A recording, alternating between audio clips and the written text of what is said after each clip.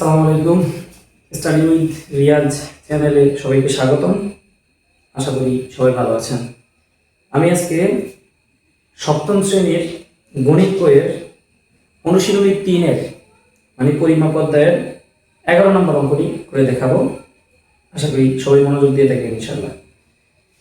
এখানে প্রশ্নতে লেখা আছে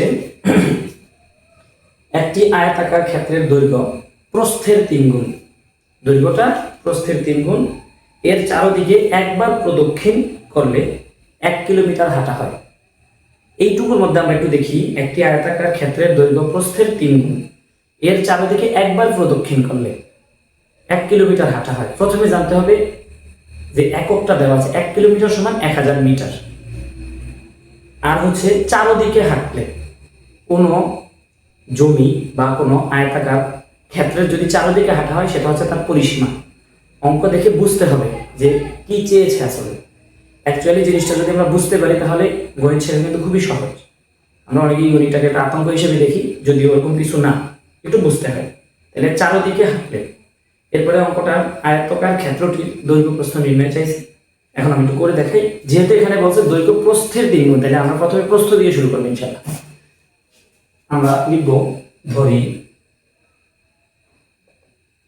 আয়তাকার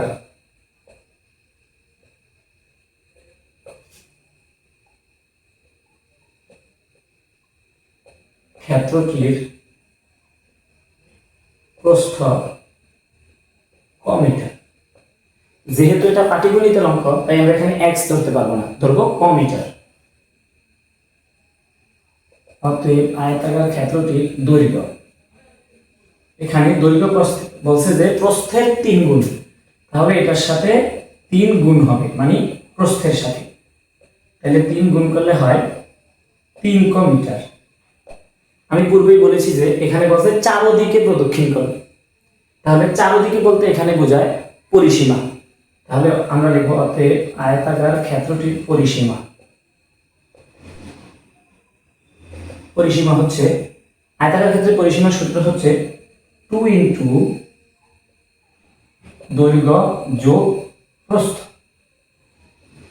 এটা মিটারে হয় সব সময়, সূত্রের মধ্যে যদিও মিটার লেখা লাগে না, তো আমি লিখলাম 2 ইন্টু, আমরা দৈর্ঘ্য পেয়েছি 3 ক প্লাস প্রস্থ পেয়েছি শুধু ক, তাহলে এটা হয় 3 ক যোগ 1, তাহলে হচ্ছে 4 ক মিটার। এতটুকু আমরা রাখি। এবার এখানে যেহেতু 1 কিলোমিটার প্রদক্ষিণ বলছে, আগে আমরা পরিমাপটাকে মিটারে নিয়ে আসি, যেহেতু আমাদের পুরো অঙ্কটা মিটারে। তাহলে আমরা জানি 1 কিলোমিটার সমান 1000 মিটার। এবার আমরা লিখব প্রশ্ন মতে। প্রশ্ন মতে আমাদের পরিসীমা হচ্ছে এটা, আর ওনাদের চারদিকে বললে পরিসীমা পেলে 1000 মিটার। তাহলে লিখব 2 ইন্টু 4 ক সমান 1000 মিটার বা 4 ক। যেহেতু এই 4 কর সাথে 2টা এখানে গুণাকারে আছে ব্র্যাকেটের মধ্যে, ইনটু, তাহলে ওই পাশে গেলে ভাগ হয়ে যাবে সবসময়।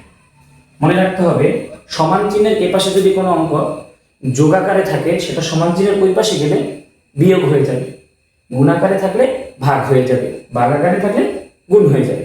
এটা খেয়াল রাখতে হবে। এটা হচ্ছে গণিতের সাধারণ একটা প্যাটার্ন। সেই ক্ষেত্রে আমরা লিখব 4 ক, 1000 কে 2 দিয়ে ভাগ করলে হয় 500। তাহলে লিখব ক সমান, এখানে 4 এর সাথে ক গুণাকারে আছে, তাহলে আমরা লিখব 500 ভাগ 4। অতএব ক সমান বের হয়, ভাগ করলে 125 মিটার। হ্যাঁ, তাহলে এখানে আমরা বলতে পারি, এইটুকু অংশ আমরা একটু লিখি। এখানে ক আমরা ধরেছিলাম কাকে? প্রস্থকে। অতএব প্রস্থ, প্রস্থ বের হয়েছে এখানে 125 মিটার। তাহলে দৈর্ঘ্য কত হবে খেয়াল রাখতে হবে। এই যে এখানে আমাদের দৈর্ঘ্য বের হয়েছিল 3 ক, তার মানে ক যা মান হবে তার সাথে 3 আরো গুণ হবে, 3 ক। তাহলে আমরা 3 গুণ ক এর মান হচ্ছে 125 মিটার। 3 দিয়ে 125 কে গুণ করলে হয় 375 মিটার। তাহলে লিখতে পারি অতএব দৈর্ঘ্য 375 মিটার আর প্রস্থ 125 এই হচ্ছে সপ্তম শ্রেণীর অনুশীলনী 3-এর 47 পৃষ্ঠার 11 নম্বর অঙ্ক। এটা এই অধ্যায়ের সবগুলো অঙ্ক পেতে হলে অবশ্যই আমার চ্যানেলের সাথে থাকবেন ইনশাআল্লাহ। আমি নিজের যোগ্যতায় আপনাদেরকে বুঝিয়ে দেওয়ার চেষ্টা করব। তাছাড়াও কারো কোনো স্পেশাল অধ্যায়ে যদি অঙ্ক প্রয়োজন হয় কমেন্টে অবশ্যই জানাবেন ইনশাআল্লাহ। এই হচ্ছে পুরো অঙ্কটা।